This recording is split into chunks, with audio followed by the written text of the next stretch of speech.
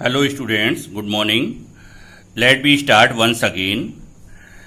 The next topic of the same chapter, subject history, chapter name nationalism in India. Today we discuss the second part of this chapter. So before the starting that the new chapter, new topic, I hope that the previous one which I explained, all of you understand it very well.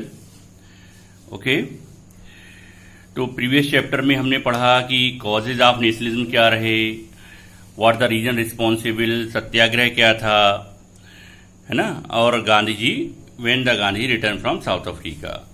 Today we start this chapter with the topic the Rowlatt Act. आज का जो हमारा chapter हम इसे शुरू कर रहे हैं तो यहाँ पर टॉपिक है रॉलेट एक्ट. रॉलेट एक्ट सबसे पहले ये देख क्वेश्चन आता है ना, what was Rowlatt Act. Rowlatt Act था क्या, या why the Indian oppose the Rowlatt Act. तो सबसे पहले ये जान लीजिए, to control the freedom activity in India, one is a new act implement in India that was known as the Rowlatt Act. जो फ्रीडम एक्टिविटी चल रही थी, फ्रीडम मूवमेंट्स चल रहे थे, उनको कंट्रोल करने के लिए ब्रिटिश गवर्नमेंट के द्वारा एक नया कानून लागू किया गया, जिसे रॉलेट एक्ट कहा गया इन 1919 में.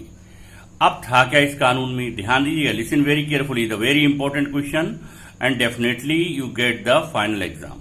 ओके, तो रॉलेट एक्ट क्या था. Rowlatt Act, this act implement by the government, British government, and this act give the enormous power in the hand of British police officers.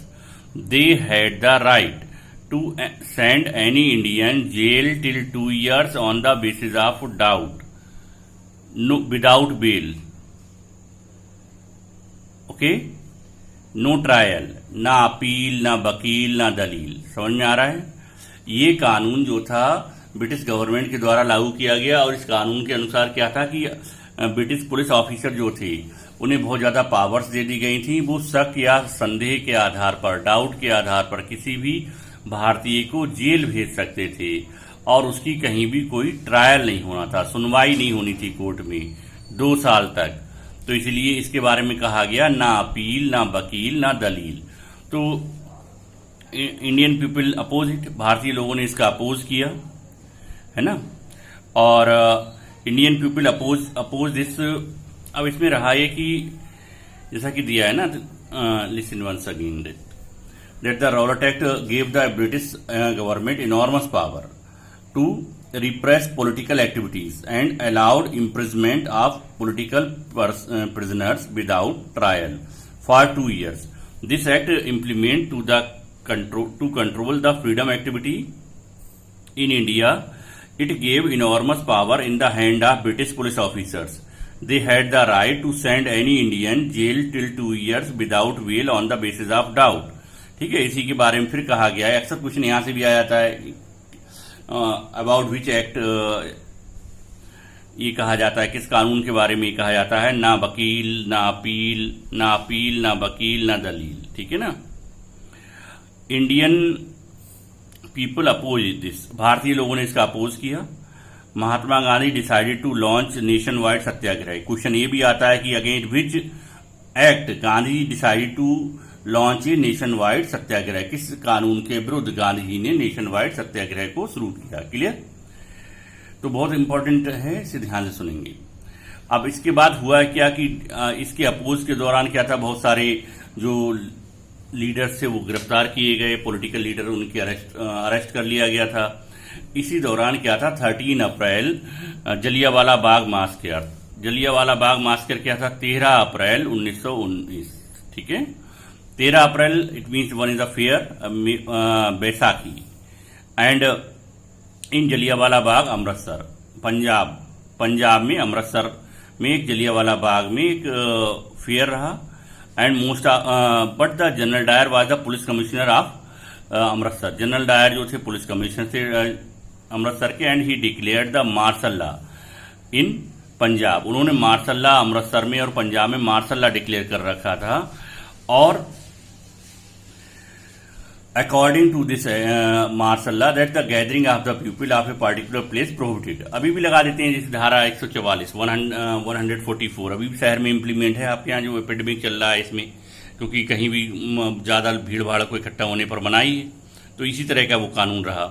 तो इसमें क्या था कि 13 अप्रैल 1919 को जो लोग आए थे ना, approximately 10,000 people were gathered in the Jallianwala Bagh. एक बाग रहा, but it has only one exit and the entrance gate. लेकिन इसमें एग्जिट और एंट्रेंस गेट एक ही था। लगभग 10,000 से ज़्यादा लोग थे। लेकिन most of the people they coming to the neighbouring areas of Amritsar, they didn't know about the martial law of General Dyer. उन्हें ये नहीं मालूम था कि जनरल डायर ने ऐसा कर रखा है। और सम ऑफ देम, वहीं पर क्या था कि कुछ लोग, कुछ कांग्रेसी जो लीडर थे, वो क्या कर रहे थे, वो अपोज कर रहे थे, पीसफुल अपोज था कि उनके लोकल जो लीडर थे, वहां के जो अमृतसर के जो लोकल लीडर थे, सैफुद्दीन किचलू और डॉक्टर सत्यपाल, उन्हें क्या था, उन्हें अरेस्ट कर लिया गया था। तो उनका पीसफुल अपोज हो रहा था छुड़ाने के लिए। At the same time the general Dyer reach there. उसी समय क्या था कि जनरल डायर वहां आए and he start firing with his troops. अपने ट्रूप्स के साथ और फायरिंग शुरू कर दी without any previous warning.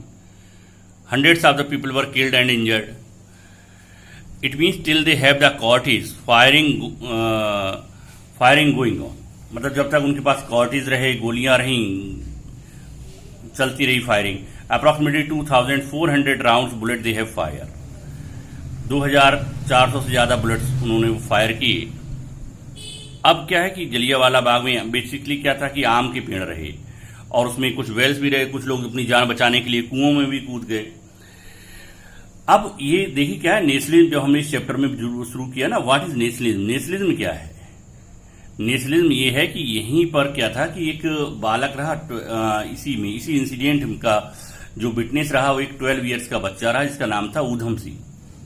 And Udham Singh anyhow he escaped from this incident. इसी तरह से वो इस घटना से बच गया। And he decided to kill general Dyer. He chase general Dyer 15 years. 15 साल तक जनरल डायर का पीछा।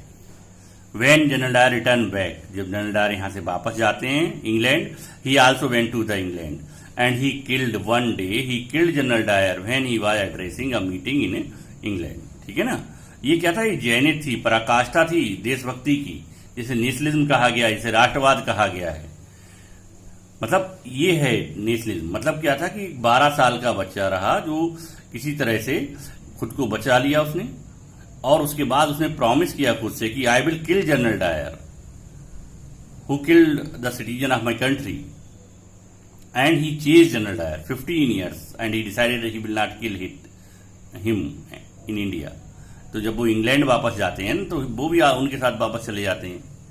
और फिर वहां पर one day when he was addressing a meeting General Dyer, तो उन्हें मार दिया जाता है। तो ये गोली कांड के लिए जो जिम्मेदार रहे उसको, ठीक है ना। अब इसको इस घटना के विरुद्ध में पूरे इंडिया में बहुत ज्यादा अनरेस्ट था। लोगों ने, न्यूज पर्सन्स ने पूछा जनरल डायर से, why you did such type of cruel deed. तो he simply remark, by this incident I want to make the terror of the British empire in the mind of Indian freedom fighters. इस घटना के माध्यम से मैं Indian freedom fighter के दिमाग में एक टेरर बनाना चाहता हूं ब्रिटिश एम्पायर का। तो गांधी जी ने क्या किया कि फिर अपना जो सत्याग्रह मूवमेंट था वो वापस ले लिया था। Seeing violence spared Mahatma Gandhi immediately called off the movement and decided to launch a more broad based movement in India. उन्होंने वापस लेकर के एक नया आंदोलन शुरू करने का फैसला किया जो पूरे इंडिया में और ज्यादा जोरदार तरीके से चलाया जाना था। To unite Hindu and Muslim, Gandhi decided to start the non cooperation movement. इसके बाद होता है कि हिंदू और मुस्लिम साथ साथ work under one umbrella for the freedom of the country. For this purpose Gandhi ji started the non cooperation movement in support of Khilafat. Gandhi जी खिलाफत movement के साथ साथ को सहयोग करने के लिए नॉन कोऑपरेशन मूवमेंट शुरू करते हैं। At after the Calcutta session, Calcutta session में कांग्रेस का एक कलकत्ता सेशन होता है, उसमें क्या है सितंबर 1920 में प्रपोजल पास होता है about the non cooperation movement को। और खिलाफत मूवमेंट क्या था, खिलाफत मूवमेंट जो था वो नेक्स्ट टॉपिक भी डिस्कस अबाउट द खिलाफत movement. I hope all of you understand it very well, है ना। उम्मीद है कि यहां तक समझ में आया होगा। लेकिन एक चीज करिए, डू वन थिंग बेटा, please read, go through the NCERT and read, you have to read till here. यहाँ पर एनसीईआरटी के थ्रू जाना है आपको और इसको पढ़ के इसको तैयार करके रखना है, ठीक है ना। मैंने आपको पहले भी बोला बहुत इंपॉर्टेंट चैप्टर है, maximum question you find from here. Even आपको 3 मार्क्स का मैप का भी जो पोर्शन आएगा वो भी यहाँ हिस्ट्री से जो आता है वो भी इसी चैप्टर से है, ठीक है ना। तो इसलिए बेहतर ये है कि अच्छी सी पढ़ाई करें और उसे थोड़ा सा रिवाइज करते रहें, ठीक है। Okay, thank you.